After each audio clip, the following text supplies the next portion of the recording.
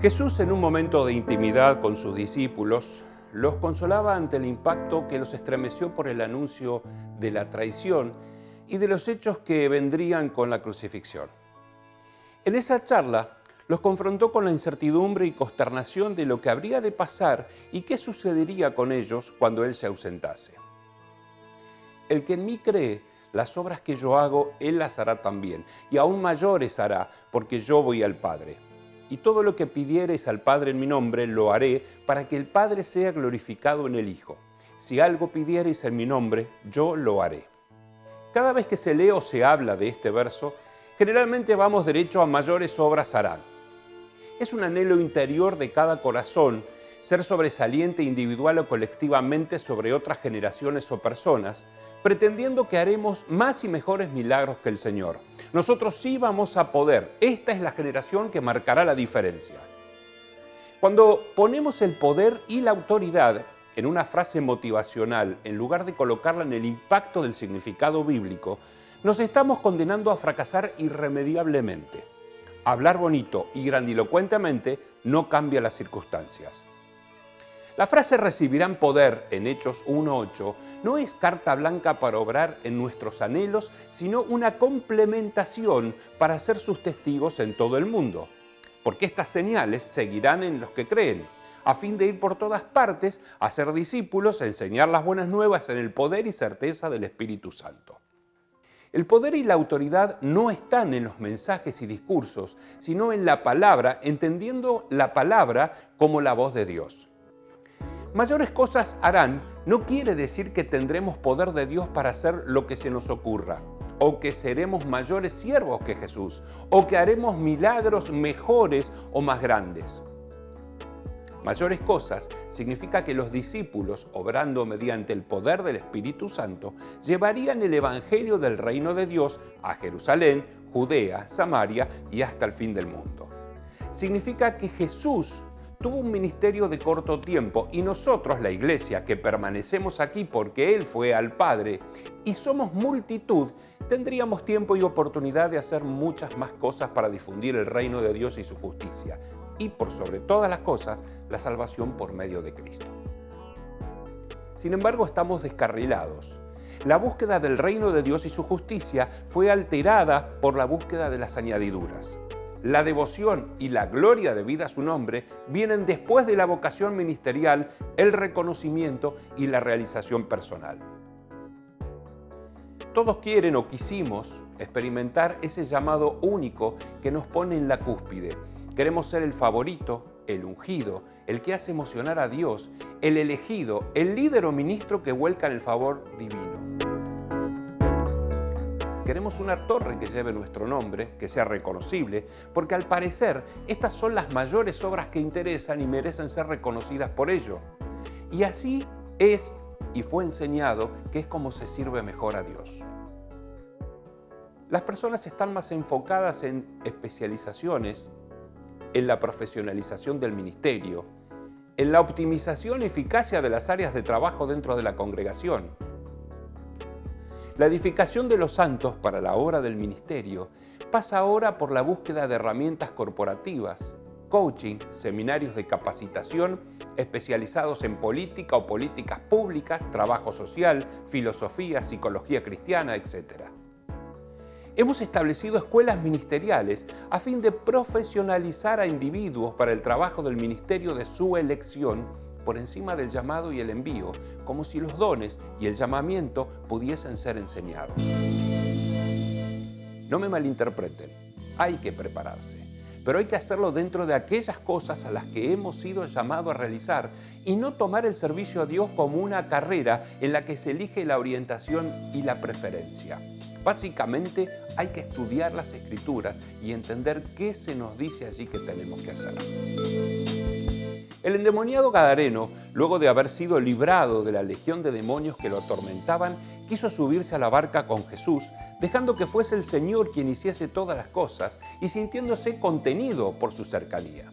Sin embargo, Jesús se lo impidió con una frase terminante y decisiva: vete a tu casa, a los tuyos, y cuéntales cuán grandes cosas ha hecho el Señor contigo y cómo ha tenido misericordia de ti.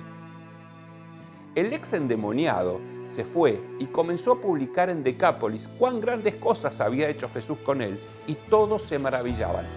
Esta orden de Jesús marcó dos aspectos. Uno, que ya había recibido la parte que nunca le sería quitada, la liberación. Y segundo, ahora debía compartir lo que había recibido de gracia. Esto es el servicio. Sin embargo, y a pesar de entender la importancia de predicar las buenas nuevas de salvación entre los nuestros, hemos decidido permanecer en nuestra zona de confort, los templos. Hemos aceptado que nuestra vida cristiana es más cómoda entre decenas o cientos de iguales encerrados en un edificio. Hemos aceptado que nuestro servicio al Señor es servirnos entre nosotros mismos. Nos gusta recibir el paquete ya envuelto e irnos a nuestra casa con la sensación de que hemos servido al reino o hemos recibido la porción justa y necesaria de nuestro derecho a la visita semanal del Señor. Los métodos y las estrategias basadas en análisis y estudios por parte de concilios o asociaciones corporativas cristianas evidentemente no han servido. 2000 años después, estamos como al principio, implorando a Jesús que nos deje permanecer en nuestro lugar de confort en lugar de salir a hacer lo que se nos ha encomendado. Seguimos acomodándonos en la barca para mantener las cosas como están, en lugar de contar cuán grandes cosas ha hecho el Señor con nosotros. Seguimos centrándonos en nosotros mismos, en lugar de comprender que ya no debiésemos ser nosotros, sino Cristo viviendo y obrando a través nuestro. En esto conocemos lo que es el amor, en que Jesucristo entregó su vida por nosotros, así también nosotros debemos entregar la vida por nuestros hermanos. No mostremos el amor de Cristo solo de palabra ni de labios para afuera, sino con hechos y de verdad. Dios es más grande que nuestro corazón, lo conoce en profundidad y lo sabe todo. Dios mismo dispensó y capacitó específicamente a obreros para edificar a los santos. Cada uno de nosotros ha recibido dones y debiera desarrollarlos basados en la autoridad de la palabra, bajo su guía y ocasionalmente con la ayuda de otros mayores que vienen transitando el servicio.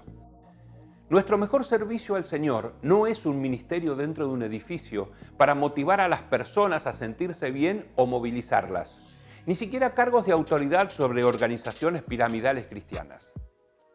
Así ya no seremos niños zarandeados por las olas y llevados de aquí para allá por todo viento de enseñanza y por la astucia y los artificios de quienes emplean artimañas engañosas. Más bien, al vivir la verdad con amor, creceremos hasta ser en todo como aquel que es la cabeza, es decir, Cristo.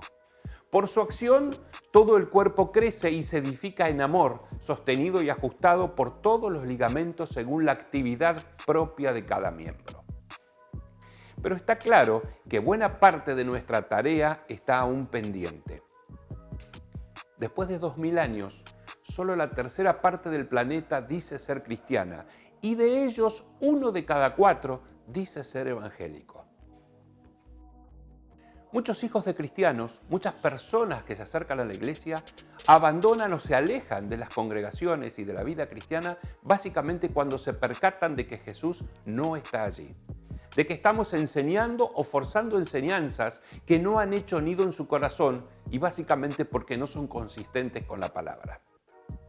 Y mientras seguimos encerrados en el edificio, con grandes aspiraciones de impacto mundial, nuestro prójimo cercano no recibe salvación.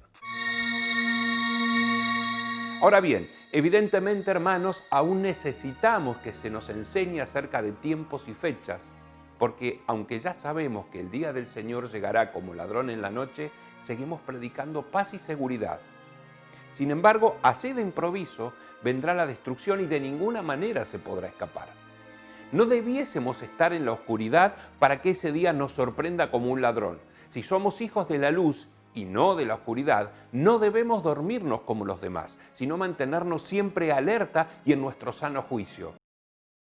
Dios no nos destinó a sufrir el castigo, sino a recibir salvación por medio de nuestro Señor Jesucristo. Él murió por nosotros, para que en la vida o en la muerte vivamos junto con Él, y resucitó por el poder de Dios, para que tuviésemos certeza de que sus promesas son valederas y son reales.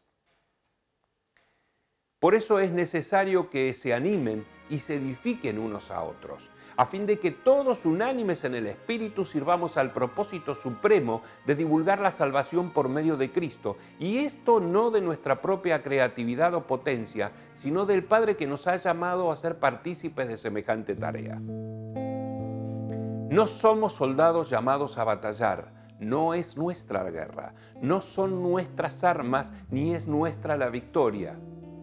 Somos siervos llamados a permanecer firmes en nuestra fe y a seguir la voluntad del único y sabio Dios.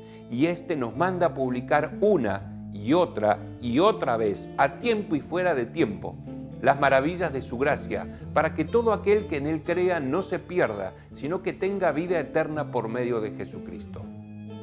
Nuestro mejor servicio y adoración al Señor es hacer la voluntad.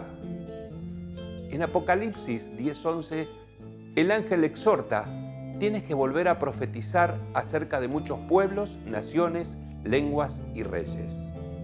Que nuestro buen Señor nos conceda en este tiempo claridad en nuestros pensamientos para entender las prioridades y confirmar la senda que debemos tomar como hijos. Que cada persona que ha decidido obedecer al Señor pueda tener los recursos espirituales por medio de la correcta enseñanza de la palabra, a fin de que podamos cumplir en todo con la expectativa del Señor sobre nuestra gran comisión.